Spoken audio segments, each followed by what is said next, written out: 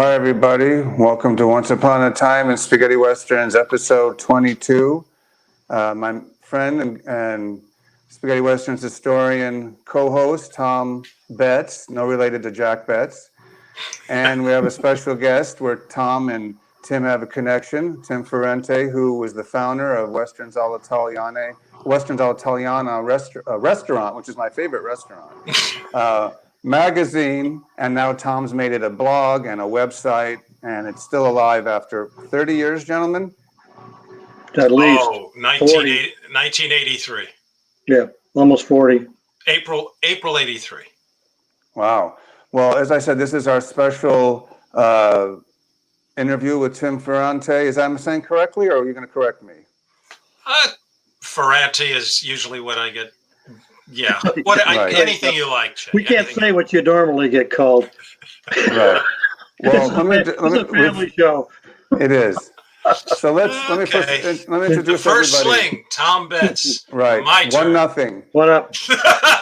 Welcome everybody in Facebook and YouTube, La La Land. It's our 22nd episode, as I said.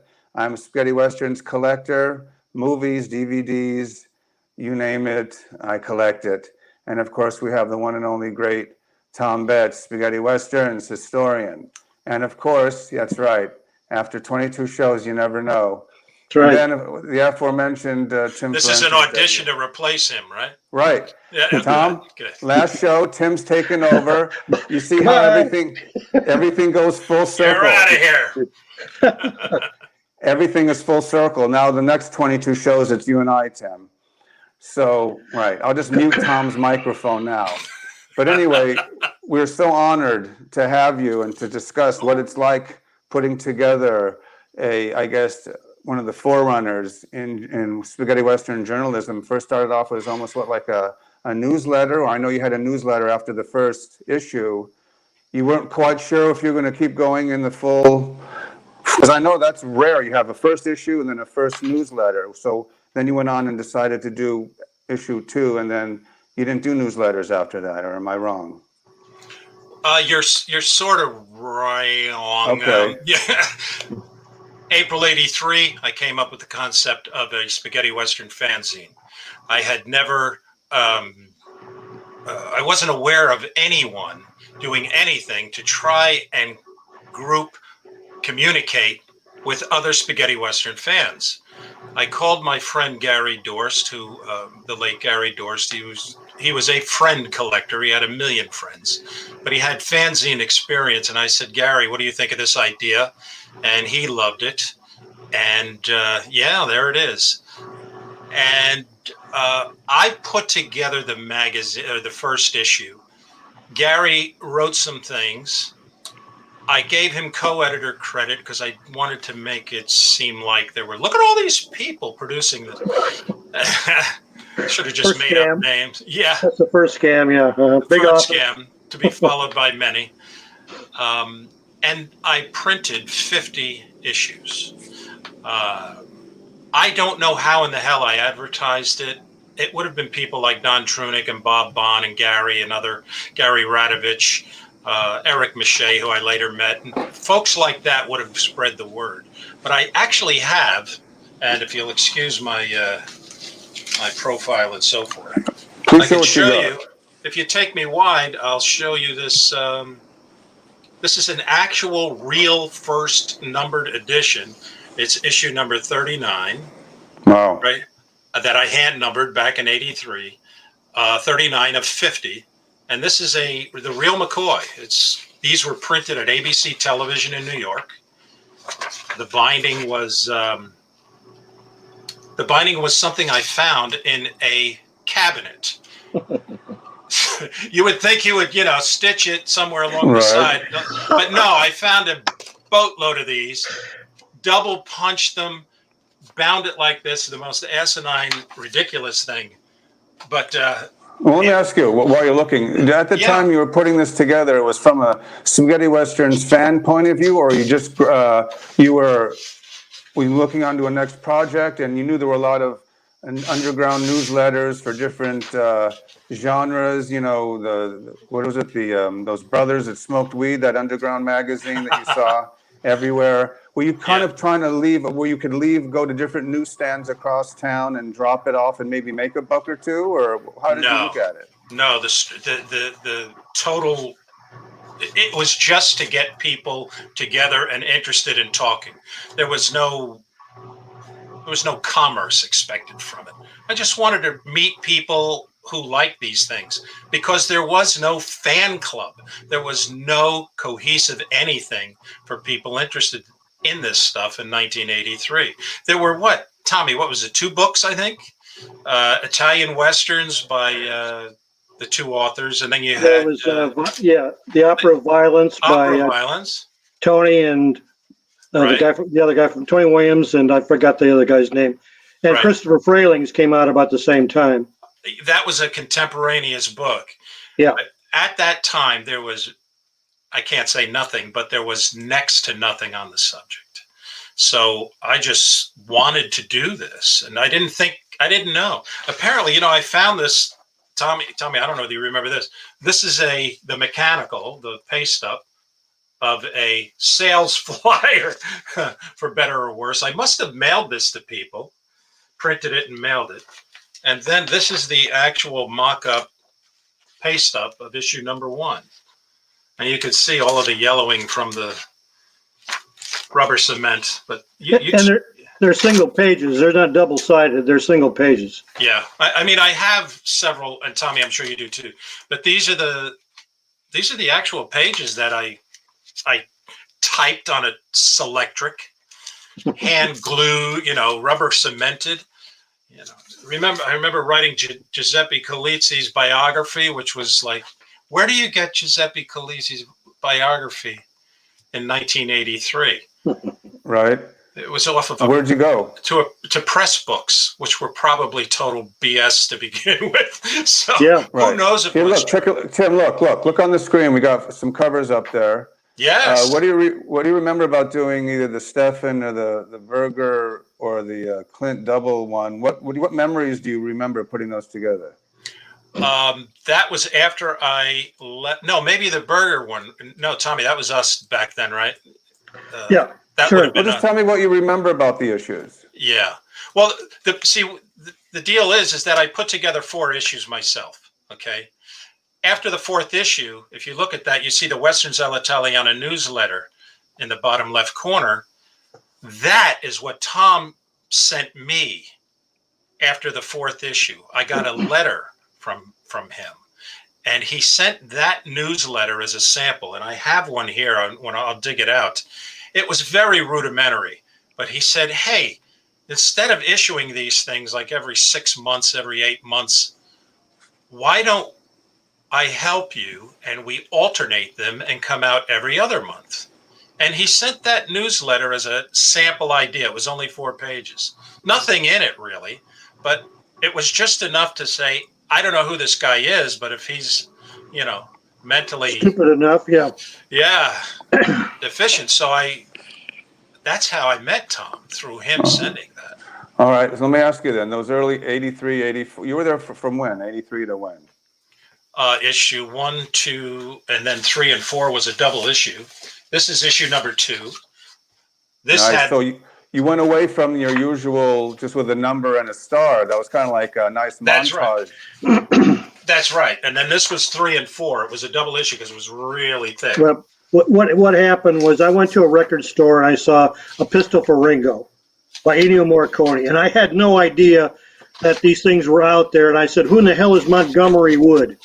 So I put an ad in the big reel asking if anybody knew who the Oddball people are. Jay Chimango, Sartana, Sabata. Right. I didn't ask about Lee Van Cleef or Clint.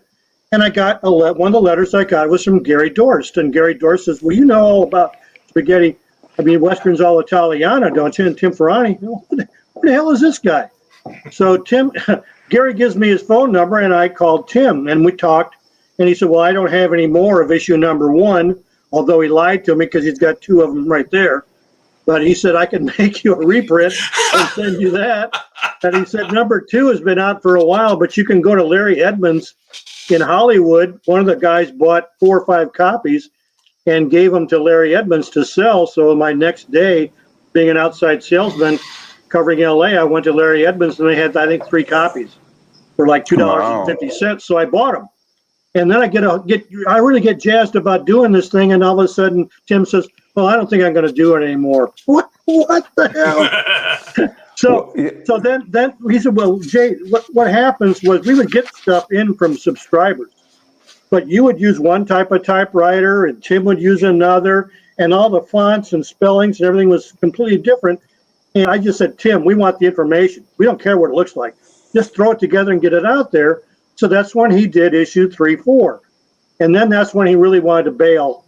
And I sent him the little newsletter and said, well, let's just send these out periodically to keep the interest going. And then we can do a bigger issue, every 6 months or so. And I'll be glad to help you. Then we decided, well, Tim, you do an issue and then I'll do an issue.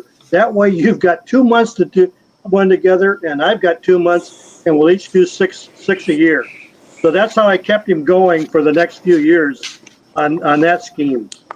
Right. Let me take it from this before you left, though. Did you have an idea in your head that what you were doing maybe 30, 40 years later, guys like myself, the next generation, and Tom, would be, well, whatever. I learned from both you guys. That was my Bible, basically, that and opera of violence. And that's how I got my information. And then when I met Tom, I was like, kid in the candy store. Tom, I'm going to rack your brain for the next 3 years, old man. You better, I'm bowing down to the temple of Tom Vetz. But you were always discussed as someone who put the thing. Just a minute, Tim. There's a cult out there. You get better, okay? So, no, because I thank you so much for starting the magazine. So what made you decide to leave it all in Tom's hands? He was whining and complaining that he wanted all the attention for himself. So, no, how it worked was that we did every other issue. We did 6 a year, and that was continuous. So we started the numbering over again with issue 1, the newsletter. That was the newsletter. As Tom said, we thought maybe we'd do a big issue once a year. We never did. But we managed to put out, I don't know, Tommy, what were they, about 20 pages or something like that? Yeah, about that. Mm-hmm. So having to do one, each doing 3, he had all of the ability to do it at his employer, and I had all the ability at ABC. I had everything I needed. I did them all at work. I did nothing at home.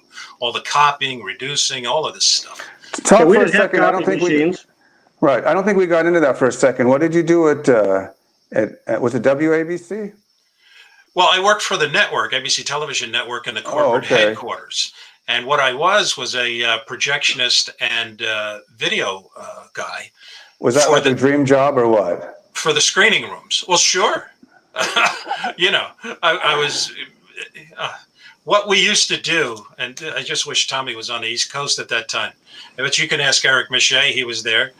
I would get a hold of 16 millimeter prints of spaghetti westerns.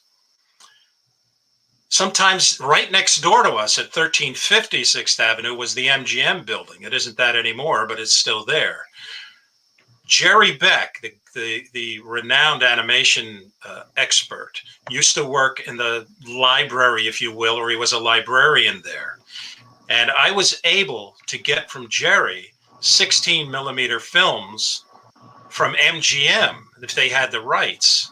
That was the way I got to see, oh gosh, what was one? The Ugly Ones. And I would run them at night after everybody went home, because this was the corporate headquarters. So it closed at 5 o'clock. Everybody went home. Hey, Eric. Hey, Johnny D. Hey, so-and-so, so-and-so.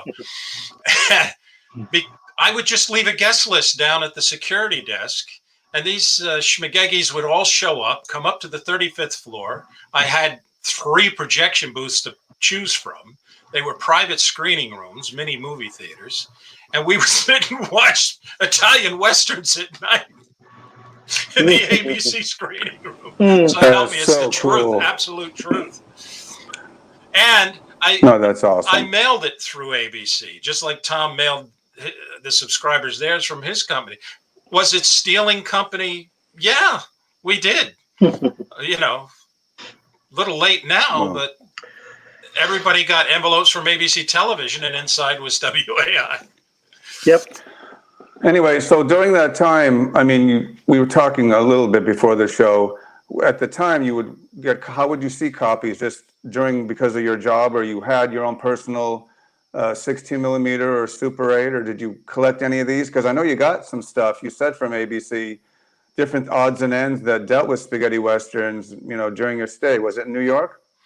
It was in New York, but I didn't get anything from the network per se. Okay. Although the photo and publicity department was on the 17th floor, and I used to go down there on Saturdays when I would have weekend screenings to show somebody something coming late. They'd have to see it before Monday, and I would trek into Manhattan because I was Monday 9 to 5, and I would go down to the photo department and I would scan through all of the movies that ran on ABC, and every once in a while I'd find an Italian Western. But the 16 millimeter prints usually came from film shows, collector shows. My Name is Pecos, I remember we ran one night. It's hard to remember because it was so long ago. I think did I run Commandos with Lee Van Cleef? I had a 35 print of that at one time. You know, that was war, but we had a regular... So let me ask you, are you saying, though, off the record, so you were just saying, I guess, a few minutes ago, basically you would invite friends and yourselves, and you'd have the whole lounge or the whole projection area to yourself, and you would pick mostly, obviously, spaghetti western, like one a night, or how would you do it? Whenever I would come up with something new, or if Jerry had something I could get. I believe Comancheros we ran up there too. Those are three titles I can absolutely say for certain that we ran. Eric might remember one or two other ones. Eric to this day says, you know, I would never have seen Pecos. Well, he eventually would have, but I would never have seen Pecos if it weren't for that night. So it's because of your access to the films, you could basically just show up, use your special key, and watch movies whenever you wanted, kind of thing. Absolutely. If someone had something and said, can we watch this? And I would just have them up into the corporate headquarters of a publicly held national broadcasting network, use their electricity, use their screening room, use every single thing. And they sat in the same screening room that Marvin Hamlish sat in, and Dudley Moore and Liza Minnelli. I mean, honest to goodness, it was yeah. So how long did those years last that you had access to these films and different people? We were in that building till 1989. I started in 1980. I started the fanzine in 83, and then I started meeting people. So it would have been somewhere between 84, 85 to 89. Don't get me wrong. It was not like every other week, every other day, every other month. It was when they were available. Oh, another one was Django. What's the one with Craig Hill? A Bullet for... No. Help me, come on. Craig Hill Django film doesn't ring a bell, but okay. Something Django. Anyway, a guy who I worked with used to work in a lab. He worked in a lab. And he says, hey, I hear you collect film. I says, yeah. And he says, I have this movie, but you're not going to want it. Of all the genres, of all the movies that have ever been made in the world, it's an Italian Western. Right. Do you want this print? Yeah. I got it from him. It was I have to look it up. Isn't that awful? This used to be Instant Recall, but it's so freaking long ago. Right. So let me ask you, when you think that the magazine, after Tom took over, it was in good hands? Did expectations meet over the next, what was it, 5 or 10 years? Yeah. Longer? 20 years, Tom? 20? More than 25? That. When did I leave? 88, 87, 88, around at there? Least 20 years, 30 years? 25? 25. Say 25. Wait, 25. No. I would say at least 30 to 33. 30 to 33 years he's been doing it. We didn't count. Right. You're talking about him running it. He's run it for about 33 years. Right. I ran it for 2. We ran it for 5. then he's run it ever since. So, but if you look back, you wouldn't change a thing. Tom was the best man to carry on what you started, correct? I was the only one to carry on. No one else would touch that stuff. The other guy was locked up in an institution. Yeah. Where I went. That's what I heard with Bill Berger. Yeah. Bill Berger. Yep. Tom, did you tell him the story how I was sitting at the technical director switching shows at ABC and the assistant director Oh, next to me, yeah. the associate director, one of the worst people who I ever worked with. But in all fairness, I think she suffered from bipolar, and I don't think there were the medications and things. But she could be the nastiest or the nicest. I don't know how, but one day something came up and she says, "William Berger, you mean the actor?" I says, "Yeah." And I'm like, "What do you know?" She dated him. Not only did she know him, she was his girlfriend. She called him Billy Berger. Yeah. She called him Bill Berger. That's right. "You know Billy Berger," she says. And I think she was half African American and half something else. Any stories? Anything to tell?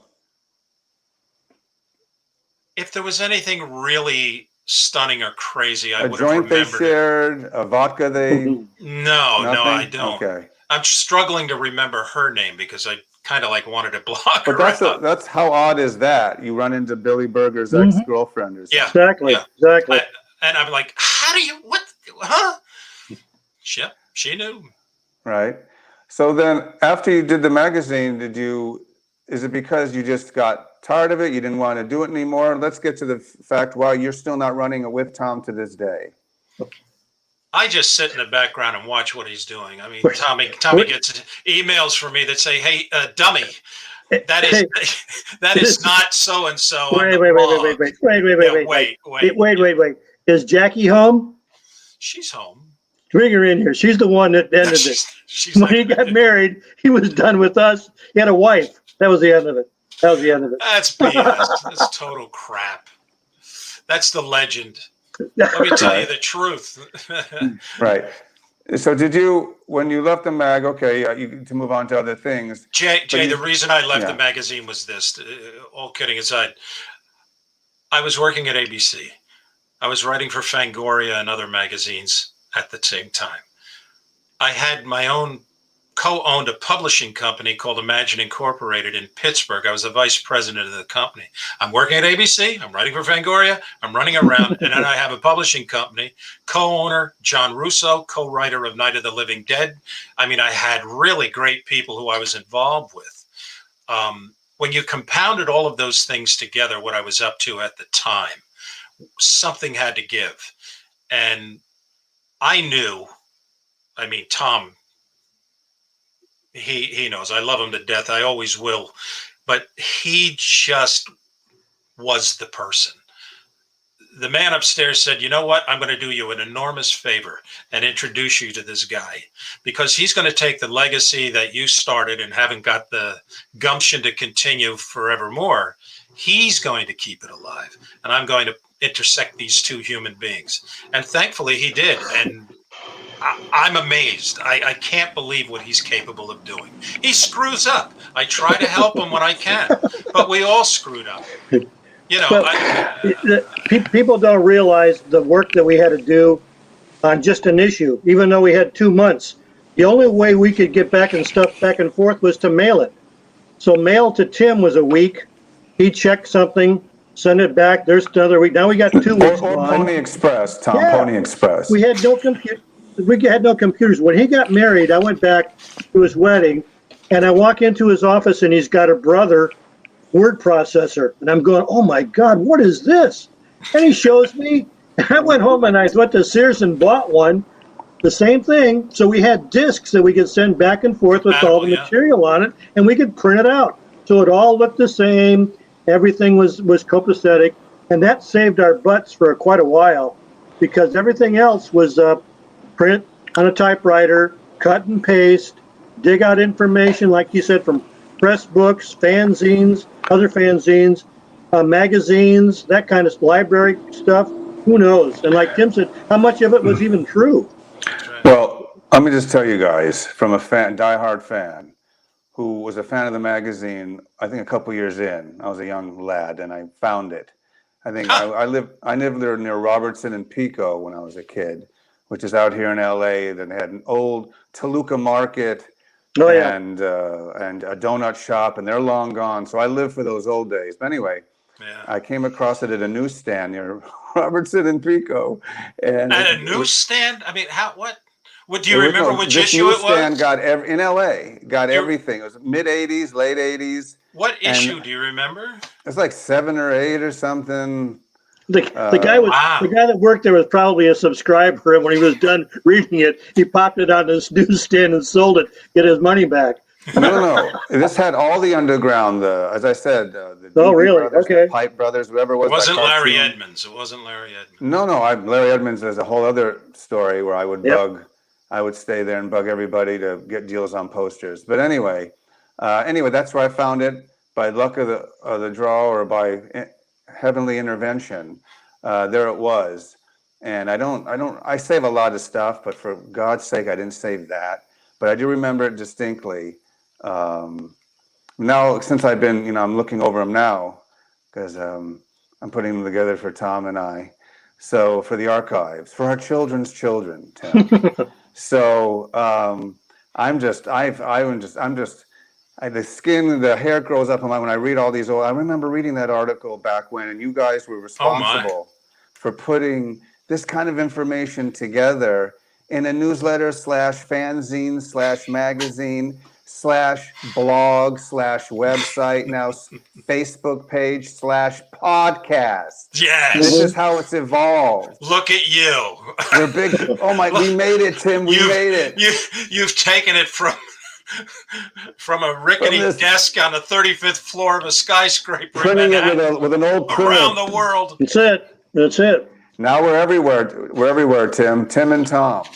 Here you Back go. on the road again. What do you got? This was an envelope that subscribers would get, and you'll notice my address was on there. Hell, I think it's the same address I have now. And Tom worked at Hubble Inc., and he was stealing from them. And that's how you would get your issue when Tom did his in this envelope. It's a Tyvek. So Tom would send his issues this way, and I would send them in a brown envelope that was from ABC. This is not one of the mailers with an actual address, but you can see here, if I can hold it. You see that American Broadcasting Company's 1330 Avenue of the Americas? Every other issue they would get one in this envelope. So, January was this, March was this, May was this, That's what it was. We didn't spend a penny on this stuff. The fact that you still have that stuff, even though you've been apart from it as an ongoing, operation, is because I'm a collector. I love that stuff. That's great. That's great ephemera. It is. I was amongst all of these things I found, and I think I showed you guys this earlier. I had asked you who has actual, genuine, real, live, coming at you 3D glasses. Just you and Tony Anthony, right? Can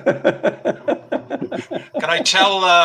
I'll tell my Tony Anthony story later, but I think it's on the blog anyway. I don't need to tell it. Well, and quick, if you want, if it's entertaining and interesting. I wrote about it for Tom on the blog. I don't know, Tom, it was about maybe 4 or 5 years ago. And Get Mean was shown in Manhattan at the Nighthawk Cinema. Excuse me, Brooklyn. Nighthawk Theater in Brooklyn. And it's one of the places where you can, like Alamo Draft House, you could go, you could eat. They have a bar or whatever. And they're going to show Get Mean. And Bill Lustig came in, and he had the Blu-ray, and it was an open release. And I was asked by the guy there, he says, hey, Tim, Westerns, he says, would you like to MC this? I said, yeah. He said, well, we're going to have a Q&A with Tony Anthony and the producer, Ron, help me, I forget his name. Yeah. Tom.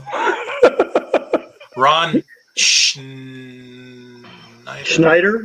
Something like that, Ron.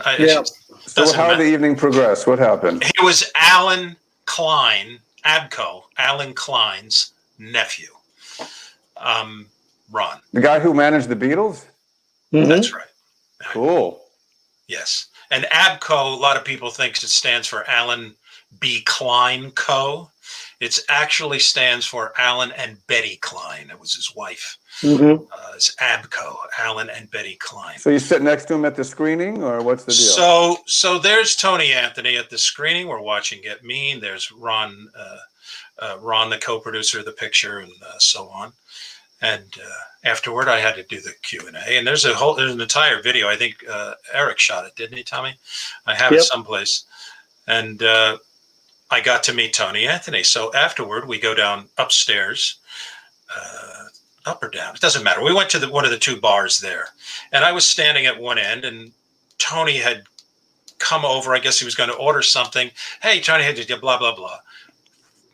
Picture who I am in the interest of spaghetti westerns, standing right next to Tony Anthony. Now, if you had rewound that 30 years, I would have fainted. I would have fainted. He was there's the stranger right in front of you. He's there. He's here. Blind man. We're talking. Somehow I said something that brought up, I said, well, Tony, I used to publish Westerns all'Italiana, which was a fanzine. I said, your Westerns are just huge with that. Well, his eyeballs, do you ever see a Tex Avery cartoon where they go the honk of a horn? His eyeballs did that. He said, you started Westerns all'Italiana? And he caught me totally off guard. I was like, yeah, why? You know what it is? Ron, come over here. This guy started Westerns all'Italiana. I don't believe it. He's enamored of me. I had no idea he knew what it was or anything. And he just... Maybe he saw the issue on himself, maybe. He may have. Somehow something trickled into his hands. Who knows how it got there. But he got his number, and you're now friends still. Well, he gave me his cell phone number, and he said, look, this is the number. He says, is that the one I try to get him on, Tom? That's the one. Gotta be. Now, as I said, this is a long time ago. And his cell phone was so old, it had a rotary dial on it. It was ancient. You had to put a dime in to get an operator. It was awful. And it was out of date 10 years before. So he gave me the phone number. He said, you have any ideas for anything involving Westerns or any kind of creative idea, you call me. Here's my number. And I'm like, what in the hell am I going to call Tony Anthony about? We just watched Get Mean. You made this stuff, not me. Who the hell am I? Right. Well, that's why we're waiting to hear back from him, Tom, to be a guest, right? That's right. Yeah. I've left 2 messages with his secretary. I'm still waiting to hear back.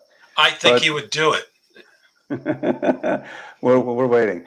We'd love to hear about that. Give us one other run-in with a spaghetti western star that we might have heard of. Let me see. How about that time you ran into Brigitte Bardot, Tim? Yeah. At the orgy? No, I didn't. I never ran into her. There's a photograph of yours truly. Let's see. There's a photograph of yours truly and Guy Madison at the Golden Boot Awards. Guy was already diagnosed with emphysema by then, and it was a very disturbing thing, but he was just a nice man. Then we have these two criminals. Is that Reverend Colt? That's Reverend Colt, Tom. Mm-hmm. Yes, Guy, sure. Yeah. And then this was at Don Trunick's house in Palo Verde, right here. In front of Don's movie collection and his records, probably. Looks like back in the day, those might have been like VHS and books, maybe. Yes, it was very rudimentary. VHS, and he was one of the world's largest Morricone collectors. Oh, he had everything Morricone had done at the time. Yeah. Mm-hmm. So, Tim, while you're looking at stuff, do you, like myself, maybe not as manic, but do you collect still, besides your... any bits and pieces? Like Tom collects LPs and books and stuff, and I collect the posters and movies. What anything that you collect? I can tell you, Jay, that at that time, I had records, I had 45s, I had press books, I had one sheets, I had Belgian posters, I had stills, I had lobby cards, I had books, I had 16 millimeter prints, I had VHS tapes.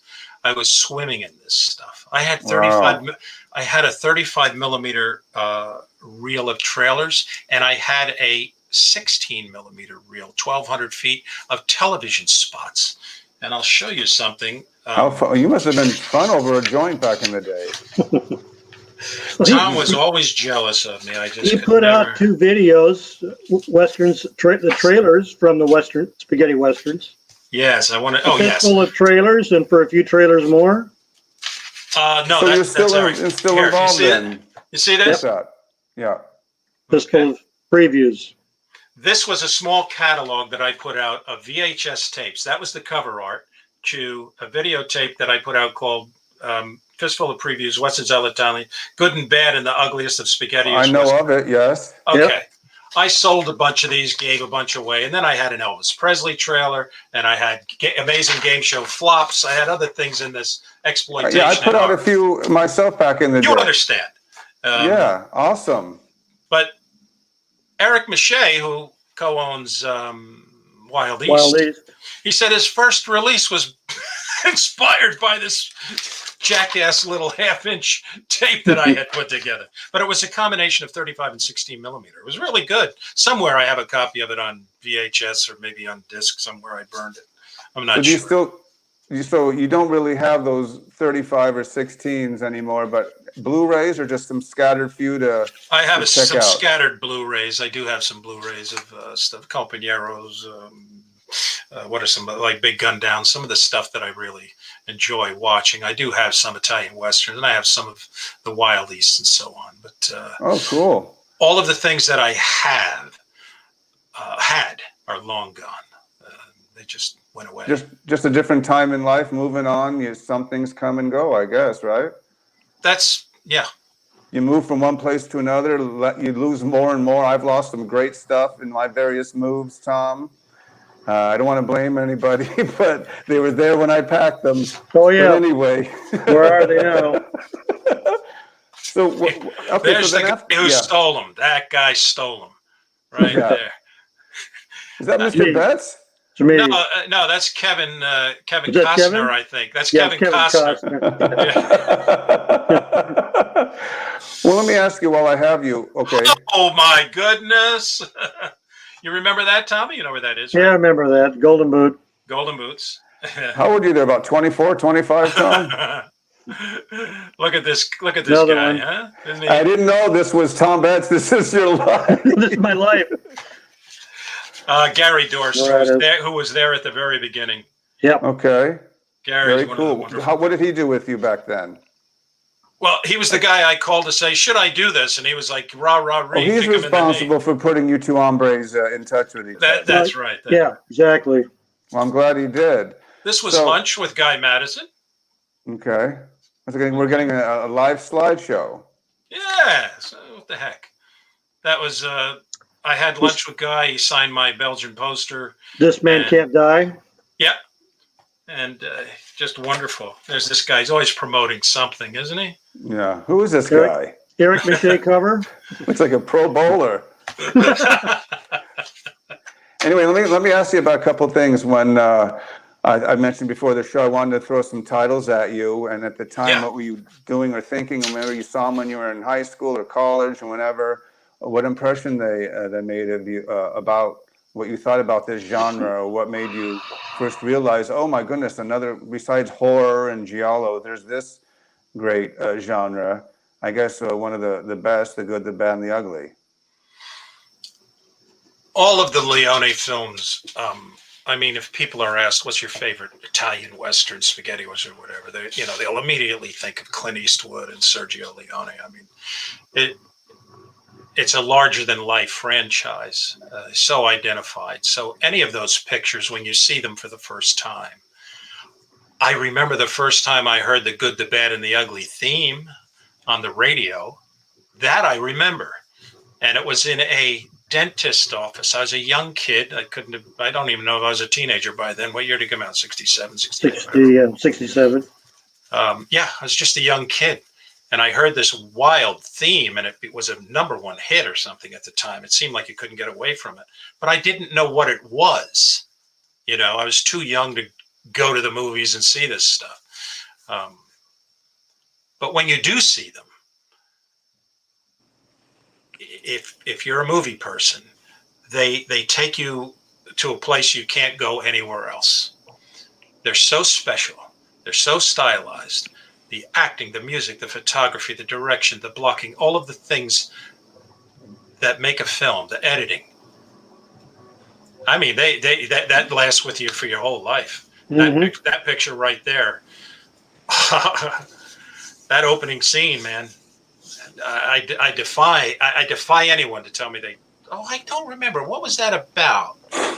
What? Right. If you don't know how many times Al, snaps his knuckles, then can't be your friend. So. I was saying to Tommy earlier when we were getting set up, I says, Tommy, I didn't know Franco de Gemini. I said, I didn't know who he was. I met him. He actually came to the town next to me. I was with him twice. I didn't know what he had done because the information was so slim. You know what I'm saying? It wasn't until the second time I met him and I was playing compañeros and all the other harmonica-laden scores by Morricone and Damasio and everybody else. And that's the guy. That's the guy. I just looked at him. I said, Franco, could you just blow into your harmonica? And he wouldn't do it. He said, he goes, my breath, I have to prepare, he says, to play harmonica. I just wanted to see and hear him blow into a harmonica, but he didn't want to do it. Yeah, it's full of dollars. Phenomenal. Yeah. Yeah, they keep going, the whole Leone trilogy, as they call it. Yeah. And then let's move on. Did the Django film leave an impression on you?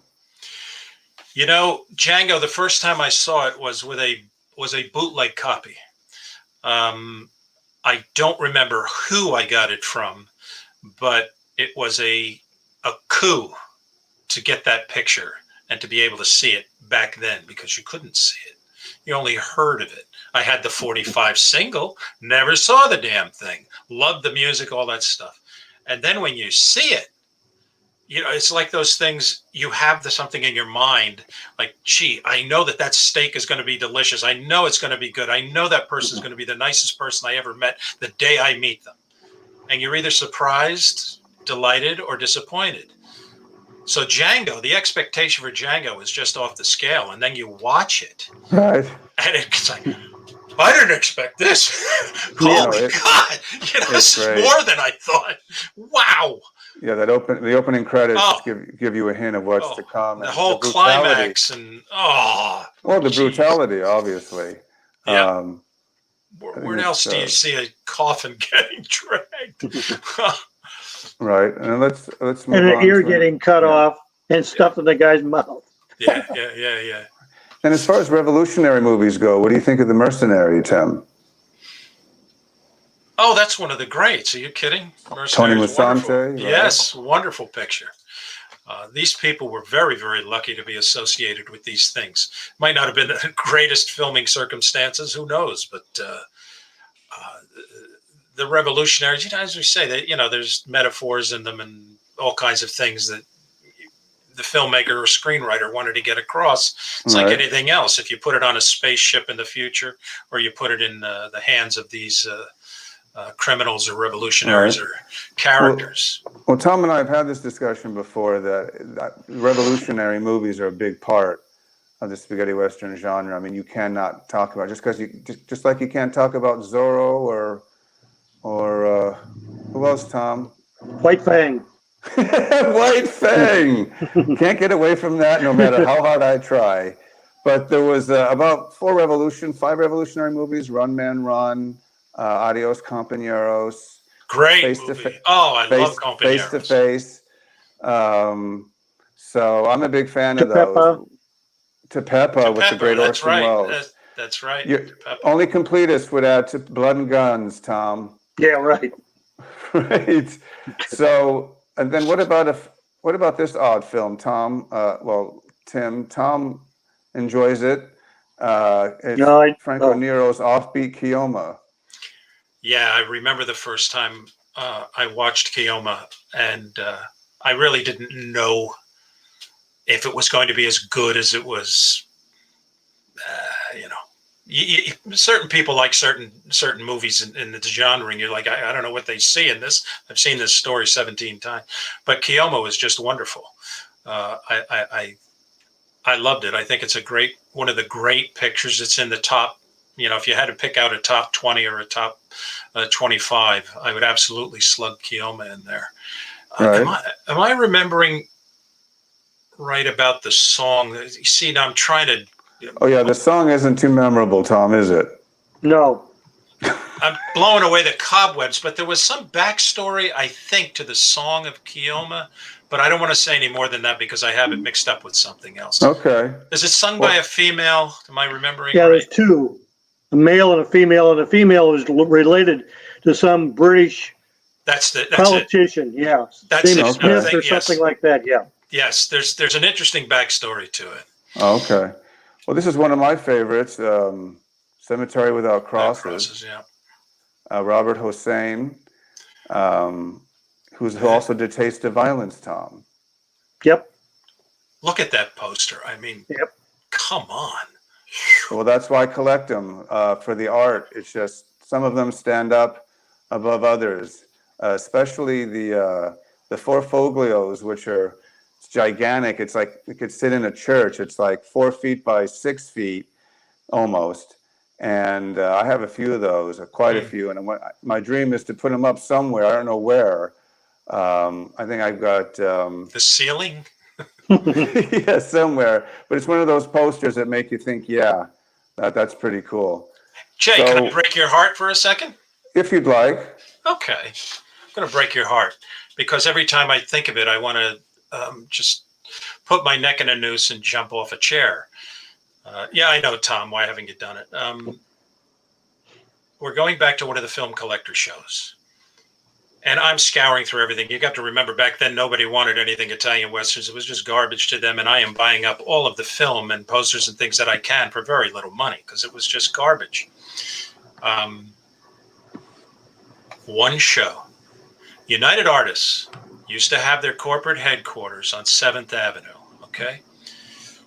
It was across the street from the National Screen Building where all of the posters and everything were developed and trailers cut and so forth. I went to school in that building, but right across the street was United Artists. United Artists left that building. Now, having left a corporate headquarters when ABC closed its 1330 location, it occupied 40 floors of a 40-floor building. It moved uptown to 66th Street. It's now moving out again. But anyway, this is when they move, they get Gaylords. Are you familiar with a Gaylord? A Gaylord is a giant cardboard box, okay? I don't know, maybe it's about 3 to 4 feet high, and it's just a huge friggin' giant box. Everything goes in the Gaylord. I watched them dump file drawers into the Gaylords. It's like a cardboard dumpster. That's right. That's Yeah. right. Cardboard dumpster. Yeah. You're talking about 40 floors of a skyscraper. Gross tonnage of things that collected. Everybody gets told, if it's garbage, if it's old, if it's this, throw it away. If we have no use for it, throw it away. I'm at this film show. United Artists had left its corporate headquarters. And on a table are stacks and stacks of original movie poster paintings. Mm. And there is Sabata. There is Mercenary. You go down the list of United Artists released pictures, and the paintings were in the stack. Horror movies, things that were still somewhat new at the time, like the bank robbery with Donald Sutherland and Sean Connery, or the Great Bank Robbery, whatever. So what was crossing your mind at that very second? Jay, I knew what they were, and when I found the Sabata one, and it was who was a Shody or somebody. These were the ones done overseas, Mm-hmm. and they were stored in United Artists New York's headquarters. They were discarded. These two guys are standing behind the table with these stacks and stacks and stacks. And I looked at them. I said, how did you get these? And of course, it was, a non-answer answer. I said, how much is this one? And I held up Sabata. And he said, $300. I think if he said that to any one of the three of us today, we would probably be carrying 300 here. Yeah. In fact, I'll buy everything. Give me a price and you don't have to lug it out of here. And $300, he might as well have said 300,000. I didn't have $300 to spend on that. I just looked through everything, realized I did not have the capital, the wherewithal to buy a damn thing. Heartbroken, disgusted, knowing that I will remember this day for the rest of my life. Probably the last thing I say on my deathbed. You know, who got the poster paintings? But you know what should have happened. I've never run into anything like that ever again. Right. You know what should have happened that day? That should have never happened. That should have not happened in front of your eyes. There are a lot of things that happen in life, opportunities, past experiences that might have led to something. I was talking to Tom the other day about that. I had a couple of opportunities. They're just passerbys in the wind. Who knows? Maybe you would have had $3,000 in your pocket, or you had that in your checking account at the time. Here you go. I'll take them. I got a little art. I'll put them up in my loft. And you could have just, had them under each arm, rolls and rolls. But yeah, that is a heart skipper. Jay,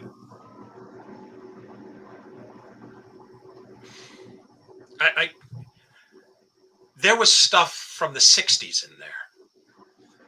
I remember taking Blood of Dracula's Castle. It was a black and white painting. I knew the artwork from just knowing it. And I'm like, this is the original poster. I'm holding it in my hand. $300 for this, $200 for that, $100 for this. What am I supposed to do? Had I bought it, let's say I held up a bank and got everyone, and today decided to sell it. I don't know that there's an investment in the world that would have increased in value that those would have. Can you imagine having an original painting from an Italian Western or a horror movie or whatever? All United Artists, but oh my goodness, it was phenomenal. What they were doing with Blood of Dracula's Castle, I don't know, but it was there. Right, and what's fascinating about the whole, since we're talking about posters, which I know one or two things about, the fact that theater among theater in Italy, Europe, the United States, they were just throwaway pieces, the lobby cards. They weren't meant to be collected or posters. They pin them up. That's why a lot of them are, they're in bad shape, but they're still worth a lot of money because, they survive fires and water damage, and they end up with some Italian collector who I maybe, was put in contact with, and I'll use what is it? Translate, Google Translate. Yeah. Yep. Send them an email. I heard you have this. Can we negotiate? I've been doing this for years, around the world, I don't get them off eBay or other places like that where the prices are astronomical. You got to find the private collectors, the estate sales, stuff like that. And I've been lucky enough. I don't collect like I used to. I mean, I've grabbed everything that I could over 40 plus years, so I'm good. But, How many do you think you have in your collection? How many do you think you have? Posters, about 400. Wow. And then about 75 autographs, about 50 of them signed in my presence. Oh, wonderful. Right. So I didn't just stock celebrities. I stocked spaghetti Western actors and, directors and stuff like that. Oh, not that you again, sorry. But, Jay would go to the Hollywood collector shows he and I would go there. I didn't know him. He didn't know me, but right. It was a commonality place that you could go and actually get actors, actresses to sign stuff, pay for them, whatever. But I mean, there'd be Italian actors, Americans that were in Italian Westerns that you wouldn't, see anyplace else. And right. Jay will back me up. I mean, I saw Adam West, Batman. Hey, Relentless Ford. What? And it blew them away because you mentioned something that no one asked them about, And that's how you befriend. Yeah, that's how you befriend them. Yep. Tommy, you directed me to that YouTube clip of Jack Betts, aka Hunt Powers, Yeah. walking with Doris Roberts. Right. And the How was the people say, movie? Yeah. "Hey, look, exactly. it's Jack Betts." Not, "Hey, look, it's Tony Emmy Award, Doris Roberts, all of it. It's a career And like her no escort. career Yeah. as an escort, and they ignore her like she's like, "Hey, what are you doing with this person, Jack? Yeah. You're Jack Yeah. Betts. Don't you know who you are?" And she just stood there very quietly and everything, and probably couldn't believe they weren't haranguing her. Yeah. Well, maybe he's so used to hearing Hunt Powers, he forgot who he really was. Yeah. So They asked him, "What's your favorite?" And he tried to tell them it was Sugar Colt. And Sugar they're like Colt. Yep. talking over him, and I'm like, "Oh my right. God!" But it's That's right. Doris Roberts, you moron. Right. Yeah. No, so anyway, so the autographs that I would meet Tom and I would see them there, and Yes. that's how you befriend these, like That's right. Steve Reeves. Talk to Tom. I talked to him about Long Ride from Hell, things like that. Yeah. right, and then I also mentioned my guilty pleasure, Thief of Baghdad. You know, the Blue Rose. Yeah. And I don't know, I love that film. Saw it as a kid out here on the KTLA Channel 5 movie theater, Oh my. which they played in the 70s. I watched all those movie shows in the 70s, and Larry Van Nuys, who's a friend of mine, would announce, "Oh, you're watching, movie for a Sunday evening." Oh, he was the announcer No, of the Channel station. 5, yeah. Yep. Oh, that's wonderful. He's great. And Movies Till Dawn, he did all the promos and the outros. But anyway, so that's where I would see these movies. And then I would rent them on 16 from, there was this place on Highland. It was there for years, Tom. Remember, you could rent 16 millimeter, 35. Yeah. Wow. That's what Bill Connolly would rent him, and he'd show him on his wall. Remember, we saw. You were out here. We saw one on his wall in his apartment. Yes. They're eating spaghetti with spaghetti The and Last watching spaghetti Tomahawk, western. Tom. No, it wasn't. Sean No. Call was there that day. Yeah, wasn't Sean Call was there. Yeah. So we had a place, there was only one or two places that rented out. I, of course, also collected Castle films. Oh, So didn't we whatever. all? Sure, yeah. Right. I had an old projector, hundreds of them throughout my time, because I used to cut and edit making films with the Right. glue and the sprockets and Yeah, all that. cement. Yeah. Mm-hmm. Right. So anyway, so I had all these non-spaghetti westerns too.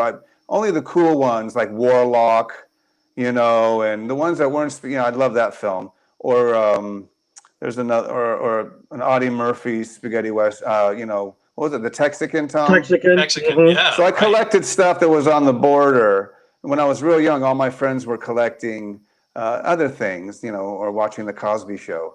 But other than that, no, I was looking through the Real Images and Classic Images magazine, right, Tom? And Yeah, Classic Images, I Big get a Reel. weekly subscription, and you Big make an Real, X. Movie Collectors World. Yeah. And who am I going to buy from or trade with this week? So that's how people like myself, buyer, collector, trader, negotiator, for whether it's a poster or a lobby card, stuff like that. We had the great Courtney Joyner, director, who was here a couple episodes ago, and he's a big time collector, and he collects classic horror. He has Lugosi autographs and Karloff. I was like, my jaw drops, like, wow.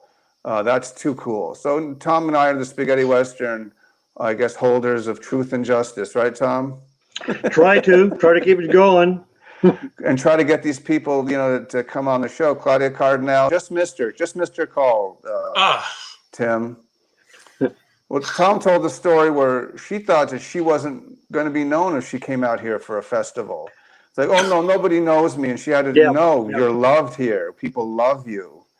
And what was it? What was that for at the Autry, Tom, or what was that? When she appeared at the Autry for the Sergio Leone exhibit in 2005, we were standing in line to get her autograph, and the Italian consulate, a woman, was standing next to me, and she says, "You won't believe this, but I've been trying to get her to come over here for 2 years, and she refuses to come because she says no one in America knows who I am." And we're going, my God, she was in, Shot in the Dark and a bunch of American films besides Gina Lollobrigida and Sophia Loren, the top third, most well-known actress in Italy. Yeah. Brigitte Bardot and Claudia Cardinale. I mean, holy mackerel. Right. She was the nicest thing, yeah. Was our friend Rob Word involved in any of that? No, it was before Rob was involved in that stuff. Yeah. Okay. I was gonna just tell a story about how I got an autograph, and I told this to Tom, or we were just talking about how you get an autograph from a spaghetti western star instead of just, they're there to make a couple extra bucks. They don't really need the money at these autograph shows. There's a few of them. They've been going on. I think they're dwindling down, Tom. But we've got the Hollywood show out here that took over for Was that? Are we talking about Ray Quartz? that used to be the Ray Court show. Ray It was Court, great. Ray and his wife. Yeah. Is Ray still alive? Not sure. That's a good question. I don't know. Because anyway, I'm so sorry because I'll forget. Ray used to come to the film shows that I was just talking about. I used to see Ray all the time here in New Jersey. Yeah. Well, great guy. I loved Ray, and then he got involved with what you're talking about, Jay. Yeah, didn't he have those in Didn't he have those like L.A., Chicago, New York? L.A. and Chicago, maybe somewhere else. These weren't his shows. Gotcha. He just came as a film dealer because Ray, if you remember, Jay, Tom, if you looked in Big Reel or any of those, Ray Quartz had tons of 16 millimeter. He was a very big deal film collector, trader. And so Ray would come to New Jersey to the New Jersey shows. And that's how I met him. But again, we're going back. I didn't know that he was a collector. I would have actually talked to him back in the day because he was one of the premier dealers in 16 millimeter film. Wow. Oh, absolutely. Maybe just a different sort of circumstances or different people I mixed with because I should have been in touch with Ray. So anyway, he was a character. But go ahead, please. I'm sorry. Anyway, he took over the Beverly Garland, or started that up, circa 87, 88. Yeah. Went good for about 20 years. It was always at the Beverly Garland. It was just, and Beverly Garland would be there, and and just different people. Sarah Karloff, Boris's daughter, and some old West stars from the day, or John Agar, Woody Strode was there. I met him. Taylor would be throwing confetti in the air, just something fun. Through. And a bunch of women there who modeled real quick for Playboy, who you'd forget, but somehow I think Ray was a sucker for that. He wanted to bring in some, more revenue, so he'd have a whole table of just he tried to meet everyone's taste. He'd have people that were on kids that were on some show for 2 or 3 years. In between Michael teenagers. Haven't done anything, but he'd bring them in because the younger people would still know their names, Well, in between Michael Ansara and Lou Ferrigno were like 10, 40, 50-year-old broads, I guess, if you want to call them. It's Karen Valentine. Who? Well, she would have been in the classy one, but chick, I'm not going to name any names, but ones who were known for other assets as opposed to acting. Right. But anyway, I just saw her in a commercial, by the way. She's still acting. Really nice. Oh yeah. So my point is, this show is also a continuation of that.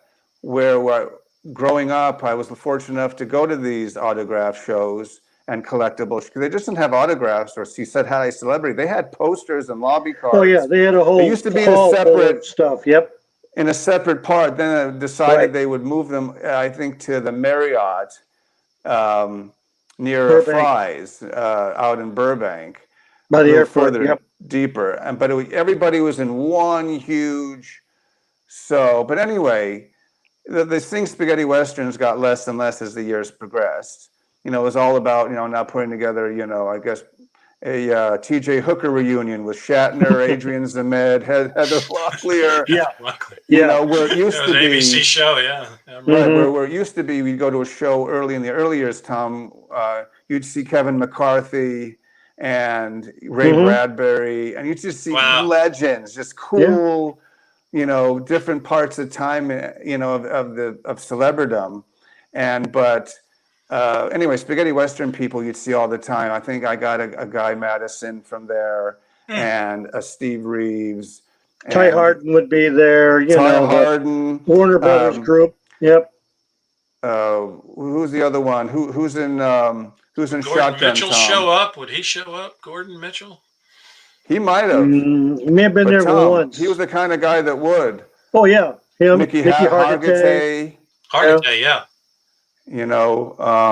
I was trying to think of this other actor that was there. Anyway, you'd see them all the time, so that's where I got a lot of them. But my Yul Brynner story is the best, Tom. I think I told this a couple episodes ago. Tell me it. All right, he was here to. I used to just look at the trades and see where a screening was. That's how I got to meet Dario Argento. I went to a Suspiria screening and put his arm around me. I was like, "Snap the picture!" You know, it was just so cool. Remind me about a Dario Argento story. Go ahead. Oh, okay. So I asked him. I did indeed write. That Leone movie. They took my. I wrote more than they say I did. That's right. They right. all wrote more than they said. Right.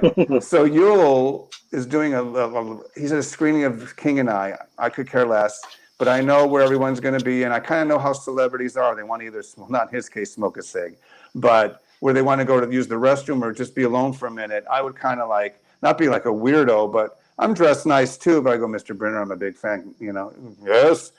And I said, I know it's here for King of I, but I showed him an Indio Black. Indio Black. They're going to say adios, Sabata. Right. And it's all I could find back in the day, either from Larry Edmonds or Hollywood Book and Poster. Because there wasn't a lot of, right, because back in the day, there was no internet. So I was lucky to have the Adios Sabata. So he looked at it, and I had the pen. He just, do you want me to write? I like a lot of celebrities who ask you, as opposed to when they sign an autograph, because sometimes they'll write your name. Sometimes you ask, please put my name. But I don't think this was before eBay or selling, so they were nice. It's not like they're worried about you going to go sell it, right, to somebody else. And I wasn't. So he said, just write your name. I'd be honored. And he wrote Yul Brynner. That's what I like. I like mostly the names. But sometimes I can't. I don't. If they write best wishes, I'm not going to get mad at that. Forey Ackerman, who was a longtime friend of mine. I knew Forey. Forey. Yes, went to his. Come on in, Tim, Tom, Jay. Don't touch anything. But anyway, so the this is the originals. Yeah, go ahead. Welcome to California. So one time I didn't ask him for stuff because I knew it was just you didn't. I was waiting for him to give me something. Jay, here's the ring for Maria's Metropolis dancing shoes. Okay. So, but anyway, one time I just said, can you sign this autograph for me? And he had a senior moment for a second, like he did.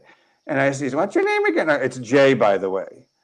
Okay. And so he writes, to Jay, by the way. It's not what I wanted him to write on the autograph.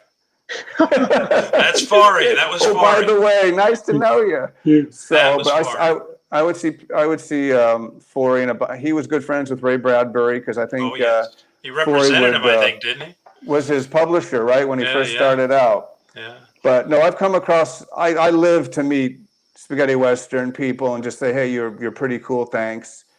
Clint's like, all right. So a lot of them don't care. That was another time. They have families. They have great grandchildren, and they're getting up in age. So it's kind of tough nowadays if you're going to meet somebody. But Robert Woods is awesome, and Brett Halsey is awesome. And a few other people are. So Tom and I couldn't be happier. To do this podcast that, as I said, stems from autographs and writing a blog and then a webazine and then a Facebook page, and then we're collectors, and we're just honored that you shared just a few of your fantastic stories. Tom, anything you want to add at this juncture? What could I add to all that crap? No. You can tell these guys have known each other, separated at the hip. Siamese brothers.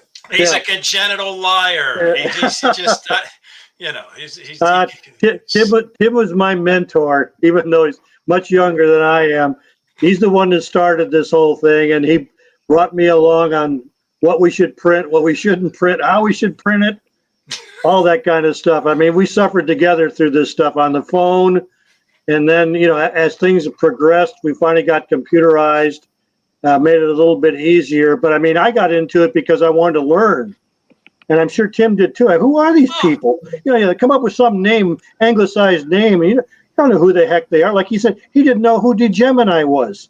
I mean, he knew he was a musician, but he didn't know he was a harmonica player on all the Marconi records. Right. And I wanted to learn out who these people were too. And then as time went along, I'm going, man, these guys have been so ignored. And this genre has created new actors that have gone on and become big stars. They've prolonged careers of American actors who had fallen off the cliff, and they revived them. And then the younger guys from us, the directors and stuff, also fell in love with this genre, and Tarantino and Rodriguez and those guys brought it back in again. And I always feel like we were a part of that because we kept it alive. And when we used to watch videotapes, we'd go, "Oh my God, there's some really crap on here." If DVD comes along and it gets good, we're gonna never see this stuff again. They've even found more crap than we ever hoped for. But if it's, you remember the sell-through? You remember all the sell-throughs, Tommy? The $10 tapes in the Kmart's and so forth? And you could have found, if you had a hankering to see Bad Man's River, I think you could have gone into a supermarket in the meat section and found that videotape. Yeah.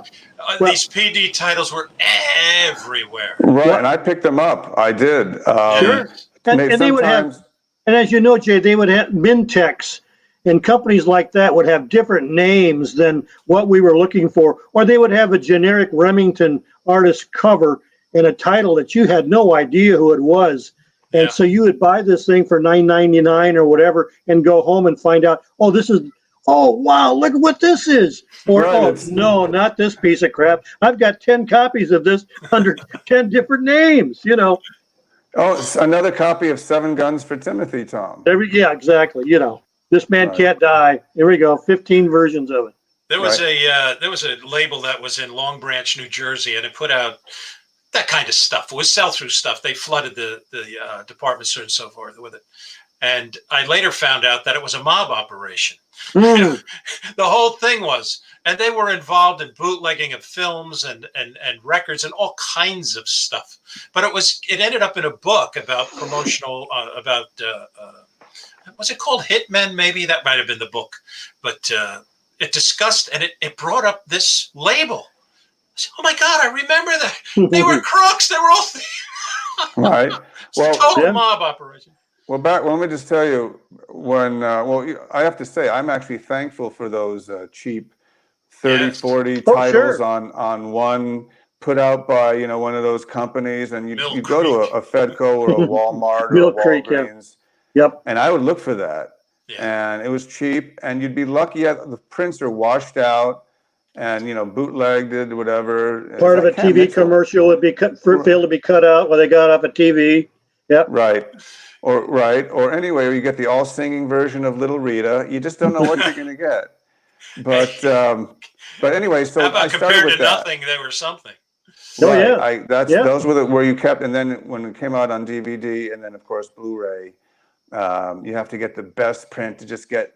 I know it's kind of elitist in a way, but the best print is what you want possible. So if someone like, was it Corinth or who puts out Criterion, if they put out like a pristine 4K or whatever, and in a year or two it'll be 8K, just you think you're in it. It's a virtual reality. You're standing next to Eastwood and Eli Wallach at the cemetery. You can smell his breath. Yeah. Right. If you're gonna shoot. Don't talk. So that's what I like about it. It's popcorn, your favorite alcohol of choice, and you just enjoy these great films. My wife, I forced her to. She's watched them all with me. She goes, what was it? 20 Paces to Death Again, I love Dean Reed, honey. Yeah. So anyway, speaking of which, that's one of the things. Tim will vouch for this. When we started getting people involved in the fanzine, we started collecting people that actually copied videos off of their TV, and there would be late night spaghetti westerns on at 2:00 in the morning, and they would copy them with the commercials or whatever. But it would be some rare thing that you'd heard of, but no one ever had it. It was never actually produced on a video cassette. And we would trade, and we would get like 15th generation where it was white on gray. But we had to see it because we had heard so much about it, but no one had it. We finally got to see a copy. They all have the RAI logo in the corner. Oh, yeah, it would come on for the commercial. You're right. Or the TV station 6, Yeah. Right. So, as I said earlier, that's just fascinating stories. We're gonna have you on again That's right, Please, I'll Tom. pay, Without I'll pay you, just Tim and I. Okay, there you okay. I'll You take, know. I'll take I'll tell holidays you, off. Jay. You know the stories. I know. I mean, I spoke a lot, but Tom could just he could riff for hours and hours. I could riff for hours and hours of all of the things that these all tie into. I mean, I've got a stack of things here. You know what I was telling Tommy about this. I'm jumping off camera here for a second. I was in Dollar Tree, and I found a video for $1. That's crazy. It's called Garlic and Gunpowder. Now it's $1. I am not going to die wondering what garlic and gunpowder is. For $1, yeah. What did it end up being? Who was in it? Charlie Bronson? You've got Marty Cove is in it, and Judy Tenuta, Lainey Kazan, Dean McDermott. I mean, there are real Vivica Fox. Michael Madsen's in it. How many minutes in before you fell asleep? It's a very bad picture. However, I read. I said, okay, for $1, I'll give it a throw. I'm sitting there and I'm watching, and these two jabronis walk into a record shop. And who is the record store owner? I took a screen grab of it. Oh my God! But our good friend Jack Betts. It's Jack Betts. All bets are off. All bets are off. Jack Betts is in Garlic and Gunpowder. Wow! It was worth $1. Who knew? I got my $1 worth. That is so cool. Is that on his IBM credits? IMDb credits? I don't know. But Sugar Cold's still his favorite film, right? But this is only 3 years ago. It's not that old. Yeah. So. Wow. Yeah. Right. Well, listen. I know you'll join us for our usual 3 things we do at the end of the show. Sure. We do before Tom gets to his weekly news. I thought, Tim, you being here would be the weekly news, but Tom said no. I actually have real news to report. I'm like, that's great. We do really a book of the week. Right. You two got a kiss and make up. Anyway, we've got a book of the week, autograph of the week, and an album of the week. And you're allowed, if you didn't grab it already, to grab it live or whatever. Sure. While you want. I'll start off because I've had him behind me. He's a personal fave. Let's see if I can get it closer. Without getting the lights. Hold on. I'll eventually get it there. Keep going. Hold on. Wow. Oh, wait a minute. Is that Dean Reed? It's Dean Reed. Hold on. I'm very disappointed that I can't get this on there. Okay, there we go. 20 Paces to Death. Wow. Rare extra long lobby card. Mm-hmm. Wow. Spanish. And yeah, I saw him at some event. Oh my goodness! You actually met him? Yeah, he was there to promote a record or something, and oh my God! Somebody told me he'll be there. I'm like, get the hell out of here. So I went up there. Much peace, man. Dean Reed. When was this, Jay? Well, when did he die? Oh God, when did he die? 79. And didn't he move to like Europe or Eastern Europe or? Yeah, he was in East Germany. Huh. He might have been He might have been at the show, Tom. That could have been. That has to be one of the rarest of rare. Really? Yep. Italian Western actors. I mean, aside from his backstory, which is crazy and mysterious, that's a hell of an autograph to have gotten. That would be a cornerstone in my collection if I were. Oh, awesome! Absolutely, absolutely. Yeah, Dean. In fact, you met him, let alone got his autograph. Really? Well, as I said, I like to meet these people. I've spent a lot of gas money, and throughout, I miss dates, or I've had to get the ire of the missus. I say, sorry, honey, William Marshall is signing at a bookstore. I'm meeting Blackula before I die. Blackula, right? Hello, I'm Bill Marshall. I'm like, holy shit! And he's like 6'6", 6'7", and he was just so commanding. Nice to meet you. The great voice. So not just spaghetti Pee-wee's westerns. Playhouse, the original Star Trek. He was in that. Right, Wonderful. he was a Shakespearean actor. So. Yeah. I always, if I were to, I'm just going off the beaten path for spaghetti westerns, telling you my obsession with meeting, great horror actors or spaghetti west. I can shoot a documentary. Somebody took footage of me going around to these shows, going, "Hi, how you doing?" And I said, "Well, wait till maybe after I'm dead before you show it," But no, I would badger them, but in a nice way, in a nice, sweet way. Maybe I'm a big fan, and oh, by the way. So anyway, so let's get to Tom. What's your autograph of the day? I'll continue on my Italian. That old book again. Yep, that's where I got them. I will go through them while I got them. And I've got. Can you see it? Put it over here. We rehearsed this 5 times, Yeah, and you we did. still screw it up. Could you see?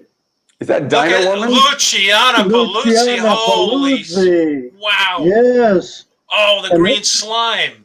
And this was at the collector show, Jay, and everybody was talking to her about Bond movies.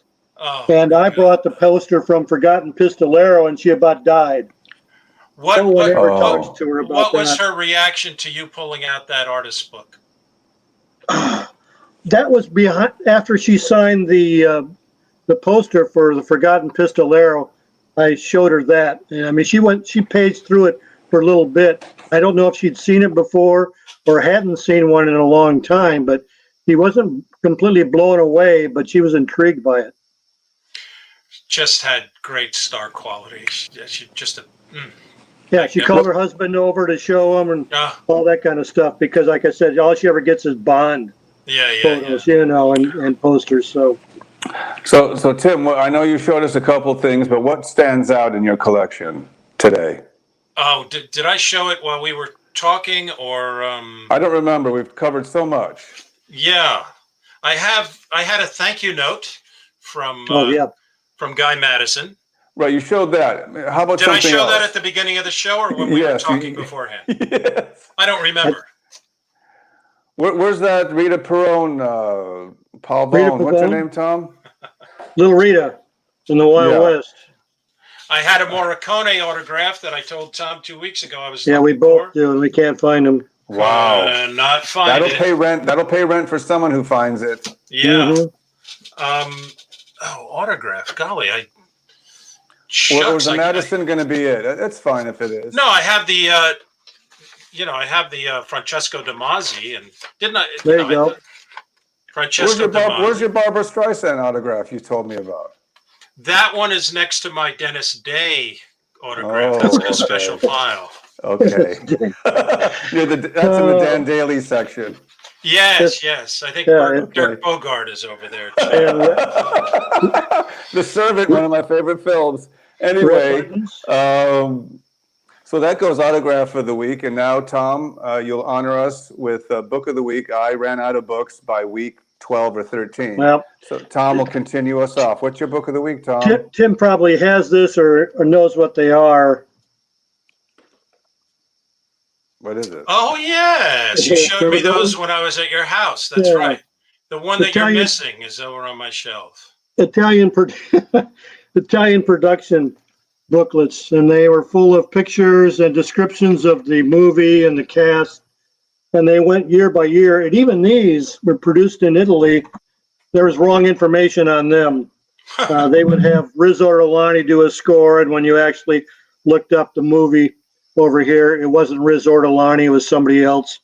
But they were, I would say, 95% accurate on who produced it, the crew, the actors. And I think I bought them for like $6 a piece at Larry Edmonds. Wow. And there were like 3 or 4 of them, and I go, wow, I'm going to grab all of these. But you can still find them once in a while, but they're pretty rare. But I used them for research for the fanzine. So, no, that's a cool production book. You always were into the titles and numbers and grosses, Tom, and one thing that Tim didn't mention was we had a couple of people that were involved in the fanzine that really helped us along. Gary Dorst, as he mentioned. Okay. Another one was Rich Landwehr, who did the logo that. Hold it right there, Tommy. Do you want to show the logo? Yes. This is the original artwork done by Richard Landwehr. Richard has since passed away. If you can go wide. That There it is the Turn it more original. toward there you go. While you've got it up there, Tim, point to Rich. Rich incorporated himself right there. There, exactly in the corner. That's Rich Landwehr's face. But that's the original artwork for the Westerns all'Italiana that we used. Yep. And Rich was such a character that he had said, I'm going to do a real nice logo for you. And I knew he was a graphic artist and a talented guy. And I said, okay, Rich, geez, thank you very much. And an envelope showed up in the mail, big piece of artwork. I opened it up, and it looked like a fifth grader in a dark closet had drawn it. And he said, I hope you like it. Now, Rich, as I said, he was the prankster's prankster. Yeah. And he sent it thinking that I was going to believe this piece of garbage was his best effort to redo Westerns all'Italiana. I think it was like magic marker on cardboard or something. And I says, he calls, he says, what'd you think of the art? I said, it's beautiful. I said, I've already got it at the printer, and we're going to make a half tone out of it and use it. Oh, great. You really like it? Yeah, Rich was deadpan. So, I mean, when he talked, you could not get any inkling of whether he was joking or being serious. Yeah, that's right. So I let it go. A few days later, another envelope shows up. And what I just showed you was what inside. Oh, okay, cool. Yeah, Rich would call us. He worked in a hotel in New Orleans, and so he would call us on his lunch hour, which was 3 o'clock in the morning. That's right. And I would get calls at midnight. The Fairmont, was it Fairmont Hotels? Fairmont Hotel. They were like in the big cities they were in. Yeah, and you couldn't hang up on him because he had information on the latest LP release or the movie or whatever. I mean, it wasn't like he was just BSing for a half an hour while he took. He was interesting to talk to, too. Yeah, it was great, but he was deadpan all the way. I could never believe whether he was serious or not. Yeah. Right. It was something else. But he was very helpful. Gary Radovich was very helpful. Bob Bond was very helpful. I was going to mention Gary Bond because, I mean, Bob Bond. Bob put this whole finagling essay together of 100 pages or so that he picked up someplace, and it would give Italian title, Spanish title, a director, maybe the musician most of the time, and 3 or 4 main actors in it. And that's what we had to go off of to find out what a movie we were talking about. Very seldom did he have an English title on there. Right. And so that's what we used as a basis for the films. Right. So Tom. Don Trunick, Bill Connolly, Keith Hall, Alan Noyce, Eric Maché, Marcel Burrell, Mike Ferguson. There were so many people who were there early on. There's Bill Connolly, Spaghetti Cinema. He was inspired to start his own European film fanzine. And Bill is just, he's great. He is. It was a fantastic thing. But so I'm glad you were able to thank all the and acknowledge all these people. We know them. Yep.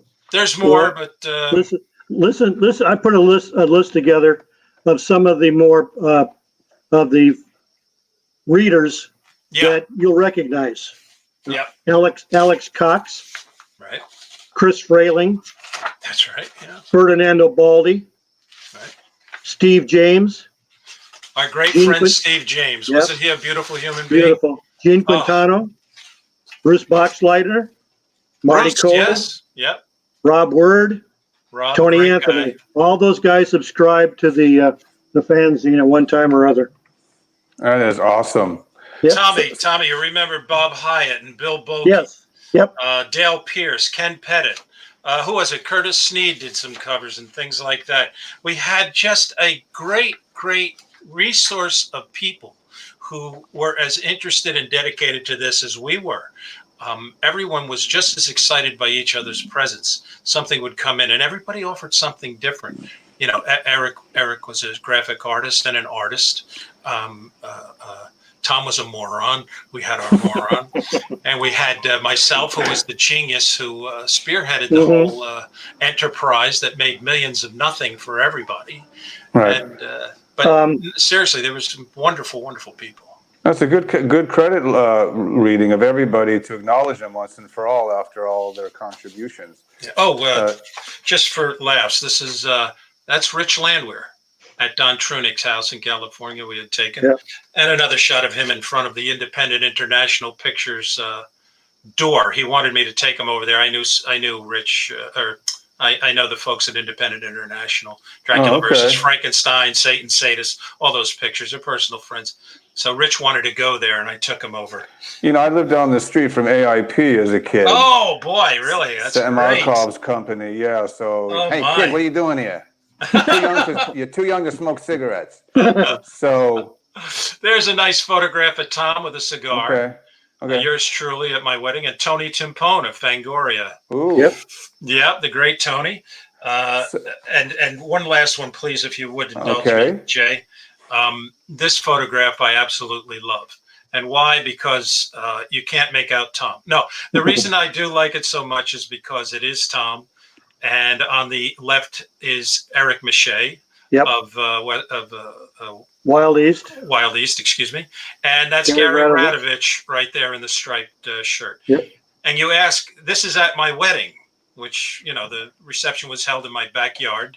And no one has a tie, no one has a jacket, no one has a damn thing on that looks like they're going to a wedding because they came straight from the church. And the reason for that, they would be playing music, and I would go up and switch over to spaghetti western music, and Tim would get all PO'd because these older people were, what the hell is that coming over the speakers?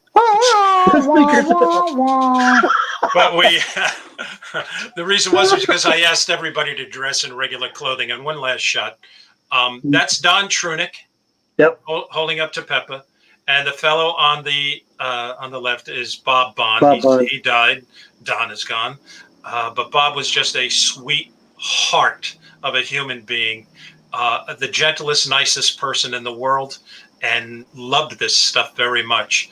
That was taken in, I believe it was in Canada when we all went up to. Canada to look at the world's largest bookstore and the record stores and so on. Okay. But I took that shot of the totem. Cool. All right. So thanks for sharing all those people who should be mentioned for all their contributions. So folks who are watching, I am sorry if it was, a stroll down memory lane and bored you to tears, but those are the people who got us here. Tim, exactly. That's why I let you keep on going. I appreciate it. Tom, what's your LP for the week? LP of the week. My book for the week. I forgot my book for the week because I wanted to. Tom gifted this to me, Jay. Okay. Once Upon a Time in the West, of Shooting a Masterpiece. It's a new book by Chris Frayling. Isn't that an autograph too? I was just going to say, Tom went into town and he attended the book signing, and sure enough, there's Chris Frayling's autograph. His autograph from Tom Betts to me. Okay. Where's Franco Nero's autograph? Wasn't Franco there too? Franco, well, we wish. I saw him in a Hallmark movie. Could you imagine? Yes. So, Tom, what's your album of the week? Album of the week, another compilation album. Probably a bunch of us have this one. I bought it at a bookstore in South Coast Plaza. Death Rides a Truck. Pardon? Death Rides a Truck. Death Rides a Truck. But I'm going to jump and grab. I'm going to grab a record. I'll be right back. Sure. It was an English. It wasn't an American bookstore. It was French. Okay. And I was blown away because you just don't see Italian Western LPs in bookstores out here. But anyways, it's a 1982 LP on RCA Italy, number NL 33228. Has 12 tracks. Value on Discogs says $8 to $23, but I found it on eBay for $59 from Italy and $103 from Germany, and that's not counting postage. So that's the album of the week. What's Tim's album? I'm sorry. Was everybody supposed to have one? Because I don't. No. Oh, okay. I didn't know. Heck, I'm so sorry. We thought that's what you went to get. I did. I thought I was supposed to have a record available too. To show okay, I thought you went to get a sandwich or something. Yeah, I would have. Okay. No. You ask if I collect anything. This is not an uncommon thing. What's that? One of my collecting interests is to collect sealed copies of soundtracks that were originally cutouts. Okay? So that has a 99 cents sticker and a $1.48 sticker. Unbelievable. I can see you needed both. It was important. Thank you. I have this sickness where I look for cutout soundtracks. I used to do that actually myself. 700 or more of these things. I stopped after 3. So, but anyway, I'm glad you shared that with us. No, that's awesome. Yeah, everybody wake up now. Come on. Okay, wake Back up. in the room. No does. Get them some more no does. So, Tom, you got some stories to tell, or was it a slow week? Very, very little, because I didn't know we were going to do the whole show straight through. I thought we were going to stop with Tim and then come back on Friday and do the additional. But from what I can remember, first of all, Wild East has released on Blu-ray this week Shanghai Joe. So that's out there right now. You can go to their website, or you can go to Amazon and pick that up. Also, I posted, and I saw numerous postings of Spanish actress Carmen Seville supposedly had passed away. And then a day or so later, I saw a retraction. And so I don't know if she's passed away or not, but I think she would have been 90 or 95 on like 3 days from now or something. And she has Alzheimer's. She's been in a hospice for like 15 years. But her son came on Twitter apparently yesterday and said, no, it's false rumor that she's still alive. So I don't know whether to say she's passed on or not. We'll have to wait for clarification on that. As far as anything else, I don't have the birthdays with me. We can cover those next week. But John Nudge has a birthday. I think it's either has had it or it's tomorrow. All right. Happy birthday, John Nudge. That's it. Shouldn't we sing to John? No. Okay. No, we don't do that. Okay. That's a Little Rita does that. So, no. And the musical version of Jack the Giant Killer, I think they sing. Mm-hmm. Right. Yeah, Tom and I, we go at least one. We haven't gone one episode without me name dropping it. We tried and mention Metallo. Zingarelli. Right. That's that's our double bill, Little Rita and Metallo. I actually like Metallo, which is funny, and I think Tom likes a little bit of Little Rita. So, I actually like that one. I'll tell you the one that I really love, and I love it so much I cannot remember the exact title, but it's Lola Falana's Western. Oh, Lola Colt.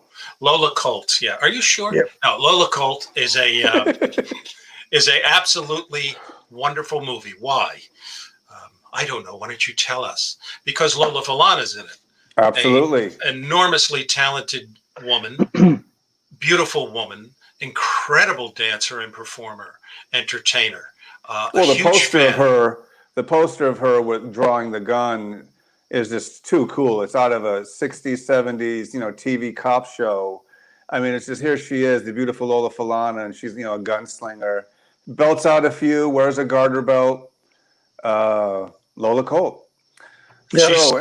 Love her. The big difference is she can sing and she can dance. Rita Pavone's got voice like nails on a chalkboard. I'm sorry.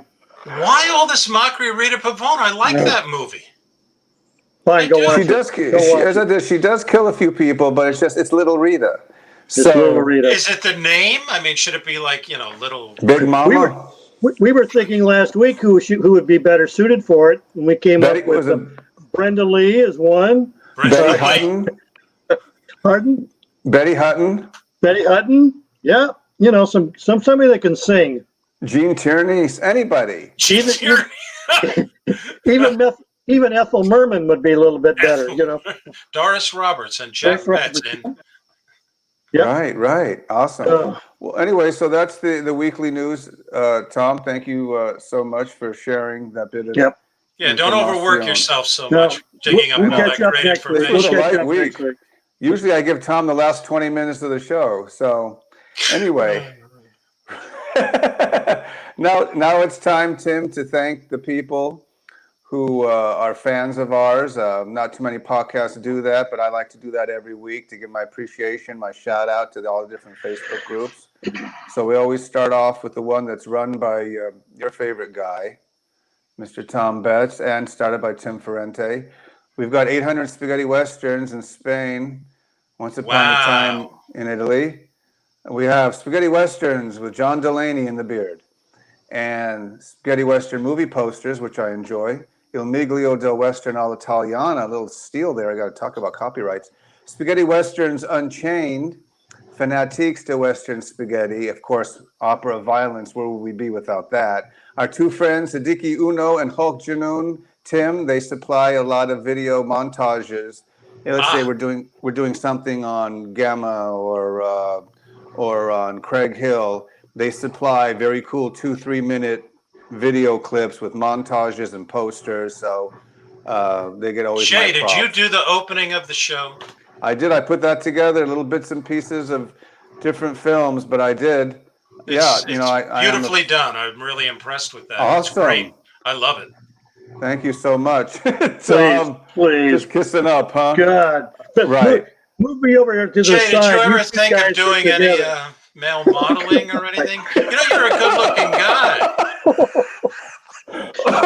No. I kind of like you, Jay. You're a nice man. I wouldn't mind being on every week. You like gladiator movies? Oh, come on. See, this is the kind of see what I've had to put up with all these years. Right. Let's thank our very special banner holder, and that's the one and only Sebastian Hasselback from Spaghetti Westerns Database. Yes. He is a great guy. He's been on board since the beginning.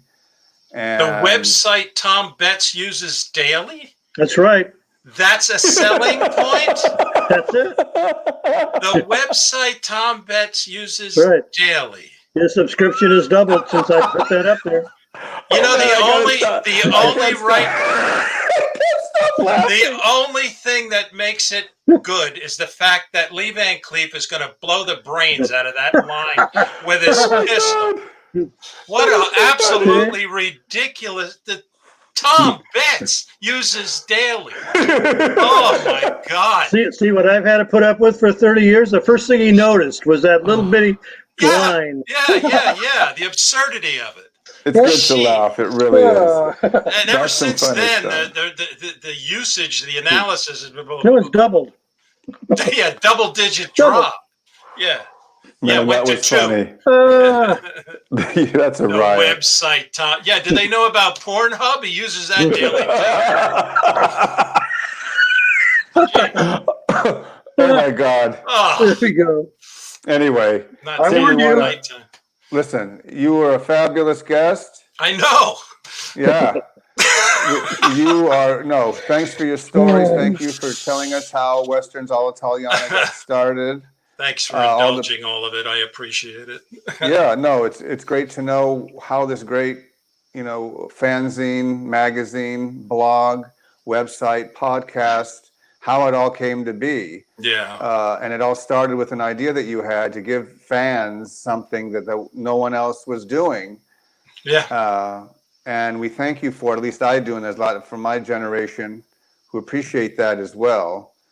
So I'm shocked that we're at this point, and Tom, thank you, but if it were not for Tom, we wouldn't be sitting here. Did you ever think? Be with someone else. Did you ever think 40 years later anybody would even know what Westerns all'Italiana was or remember? I was going to bring this up earlier. The Westerns all'Italiana. That's a phrase, if you will. It's something. It's Westerns in the style of an Italian, or an Italian style of Western. There's, you can mingle it around.